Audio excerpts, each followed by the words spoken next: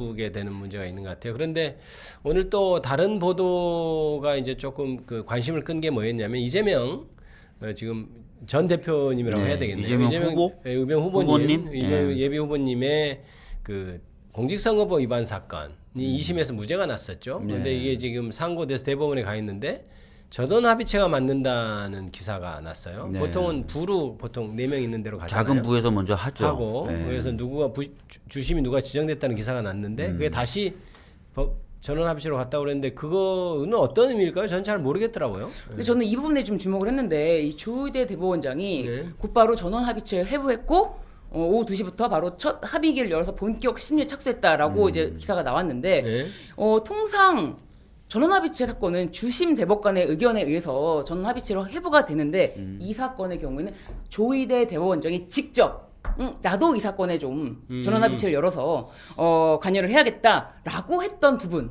이게 좀 심상치 않다라는 저는 생각이 들거든요. 이 재판의 결과가 앞으로 추가적으로 최후에 어떻게 날지를 떠나서 보통 주심 재판관이 이 정도 사건이면 전원합의체 회부를 해야 되겠다라고 하는데 이거는 조의대 대법원장이 이거 나도 이 사건에 관여를 해야 된다.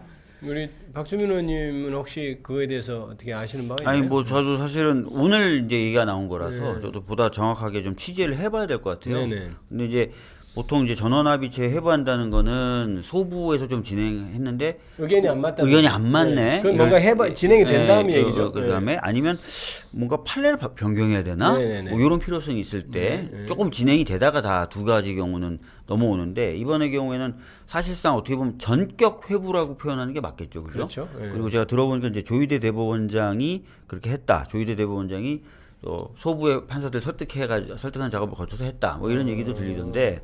조의대 대법원장 작품은 맞는 것 같네요. 맞는 것 같아요. 맞는 것 같은데 이게 어떤 의미인지는 조금 더 정확하게 좀 취재를 해봐야 될 것 같습니다. 왜냐면 저는 이 재판 내용으로 살펴보자면은 뭐 판사님들께서 이 재판을 하기 전에 뭐 내용을 다시 살펴보는 건 아니지만 뉴스를 보잖아요. 그렇다면 이 내용, 이 발언, 뭐 이것이 공선법 위반, 허위 사실에 대한 공표인가? 뭐 누군가를 안다 모른다 내가 그럼으로 인해서 뭐 협박을 받은 그런 말의 취지 그리고 이 마치 골프를 친 것처럼 사진을 조작했더군요 이 발언입니다.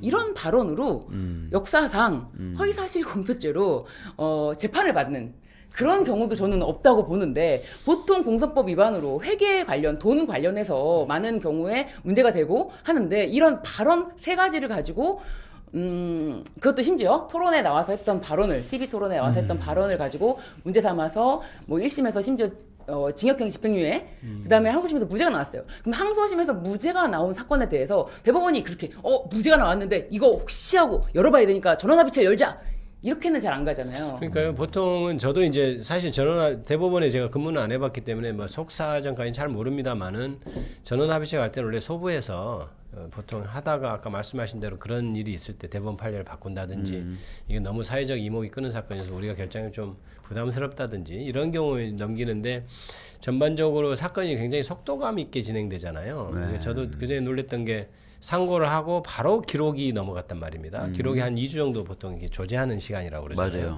그렇게 해서 걸리는데 신속하게 지금 법원에서 처리를 하고 있고 검찰도 바로 상고이어서 바로 써내서 지금 생각보다 사건 진행이 빨리 되고 있는데 대법원 전원합의체로 또 가면 사건이 조금 더 늦어질 수도 있잖아요.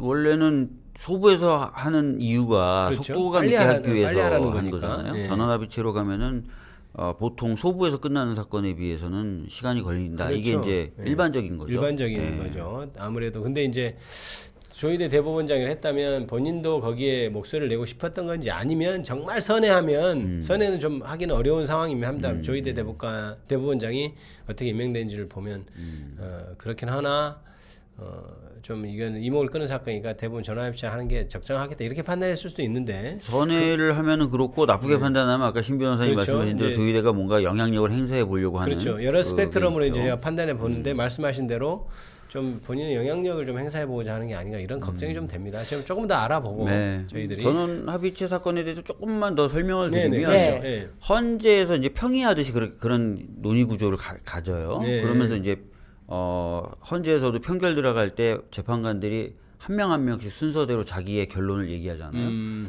전화합의체도 똑같은 순서를 거칩니다. 아, 대신에 이게 연차 낮은 순부터 예, 연차 말하자면. 낮은 순부터 얘기를 합니다. 그래서 뭐 상고 기각, 상고 기각이라는 건 이제 항소심의 결론, 즉 무죄를 유지하겠다 이런 그렇죠. 거고 아니다 뭔가 좀 해야 된다 뭐 이런 의견을 차례차례 내는데 그래서 이제 6명 이게 원래 재판관 중에 법원행정처장은 재판을 안 합니다.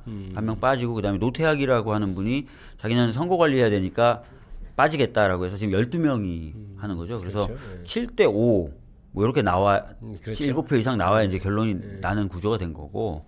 그리고 참고로 말씀드리면 대법원장은 연차가 낮은 순부터 결론을 얘기하기 때문에 맨 마지막에 얘기하게 됩니다. 이런 거 아니에요. 나는 이런 결론인데 얘기해봐 이러진 않겠죠.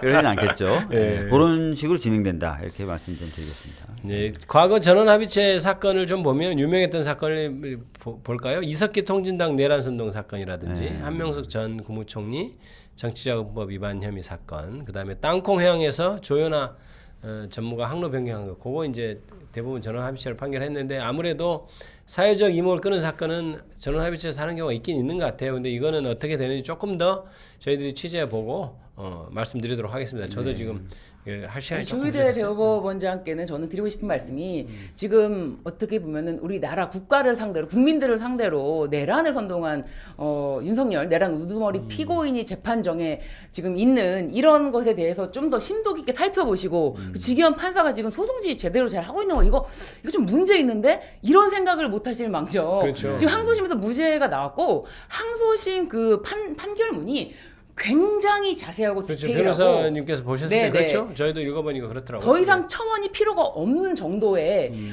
판결문이 나왔습니다. 그런데 이거는 내가 관여해야 돼라고 한 그 부분 이거는 직접 조